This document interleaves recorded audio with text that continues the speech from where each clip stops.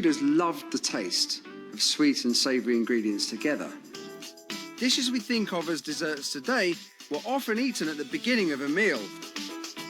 Custard was eaten alongside beef and venison at the start of great feasts. As was an even more surprising dish, blancmange. In Tudor England, blancmange was a real gastronomic luxury. It was a dish that had a complete wow factor to it.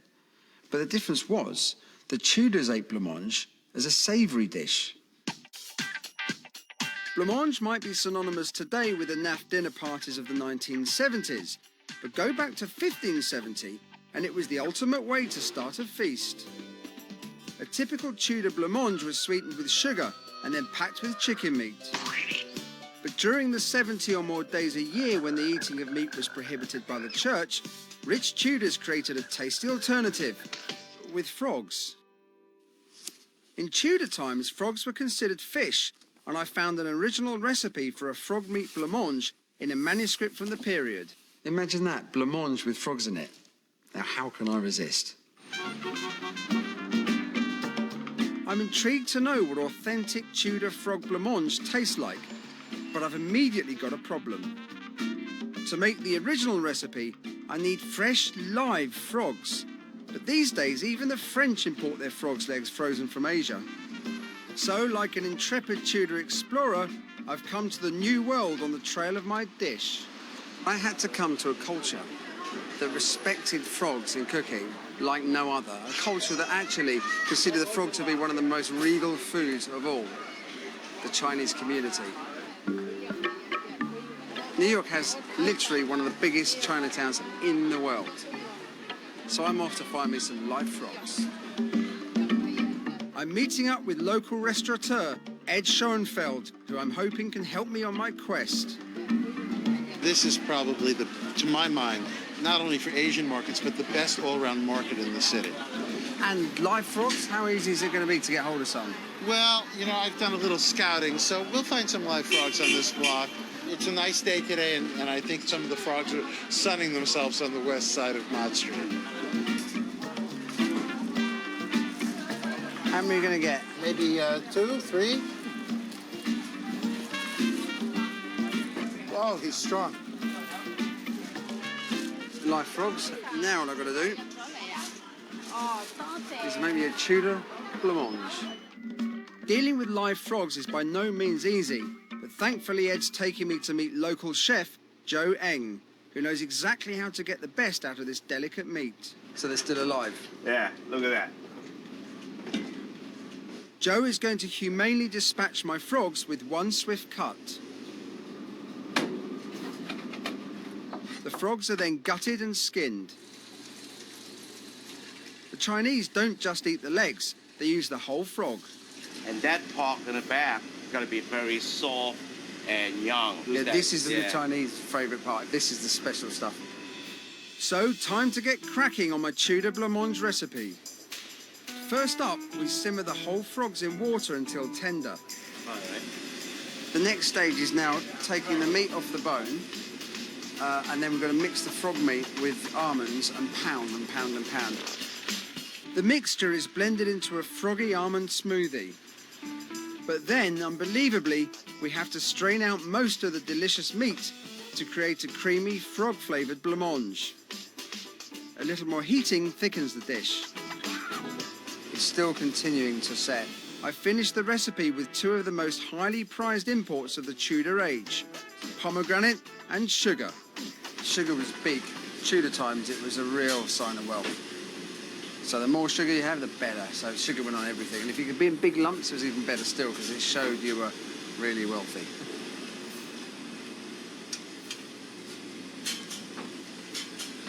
Was it a culinary epiphany? I certainly wouldn't say that this is a life-defining moment in my career as a chef. It really tastes a lot of almond flavor at all. No, the frog comes through. I can sort of see the point of them doing it, but it's an awful waste of some fantastic frog meat. Just as I'm heading back across the pond, Joe persuades me to try his signature frog dish. He's coated my remaining frog's legs in cornstarch to tenderise the meat, and fry them in a protected batter. So this is frog's leg. How's the taste? Yeah, it's wonderful. No, it's wonderful. Joe's technique of coating the frog's legs before frying them really brought out the best in texture and flavour of the frog's legs themselves. And so much so that I want to take this technique, incorporate it into my frog blancmange. I'm going back to my development kitchen to create a new version of the dish that doesn't waste the wonderful meat. Inspired by Joe, I'm going to use deep-fried frog's legs like meaty dippers. My guests will dunk them into the creamy blancmange and then bite into the delicious meat. If it's going to work, I need to find a coating that really protects the delicate frog meat. First, I'm going to try a tempura batter. With the oil at 200 degrees centigrade, the frog meat cooks very quickly. So you see the batter's not cooked, is it? That meat is as cooked as you want it to be, but the batter is not cooked enough. To solve the problem, I'm going to try a drier, crumbed coating.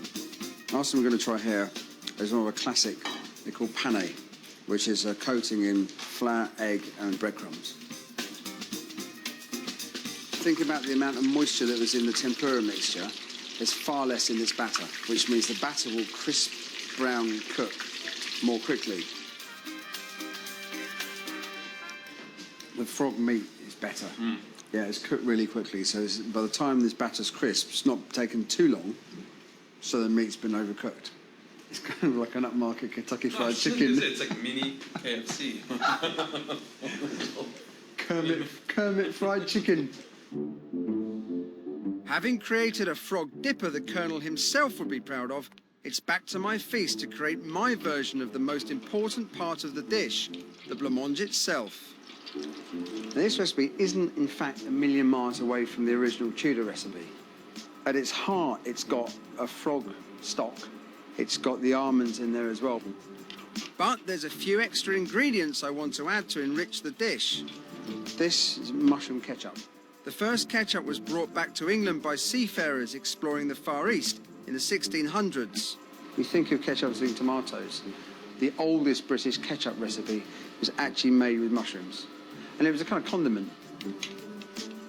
This is a once-in-a-lifetime Tudor feast. So, serving my blancmange in a little martini glass just ain't going to do the job.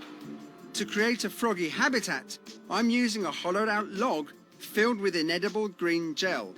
On top of the jellied pond, we've got the water lilies. And one of the lilies has been moulded it around a bowl. And that bowl is for the blancmange. I'm completing the blancmange with some exotic luxuries of the Tudor age. Violet flowers, rosewater and pomegranate. And for the final touch, my crispy fried frog leg dippers. And there you have it. My frog blancmange in true, over-the-top Tudor style. So, time for my guests to sample my complete reinvention of Tudor blancmange. What are they? They're on lily pads. It's beautiful. What is it? I love the way it looks. Magnificent. Doesn't it? What is it? I think fondue, there's the dipping thing. Isn't this just beautiful, this jelly thingy? I bowled them over with the presentation, but what about the taste? Are they frog's legs? They have to be, don't they? I don't know what frog's legs look like. Frog's legs in the wild do not come with breadcrumbs on. It's absolutely wonderful. It's really nice. It's really, really nice. So in this blancmange is frog's juice. Haha, that's pretty crazy. I've only left one. Delicious. They'll love it, which is brilliant. But what about that old croak, Kelvin? Well, I preferred the plate to the food. Oh, stop it, Kelvin. They were fabulous. I don't know if that's considered an ultimate compliment from him or not, so... Frog blancmange is a genuine Tudor dish. Bloody hell. I've underestimated those Tudors.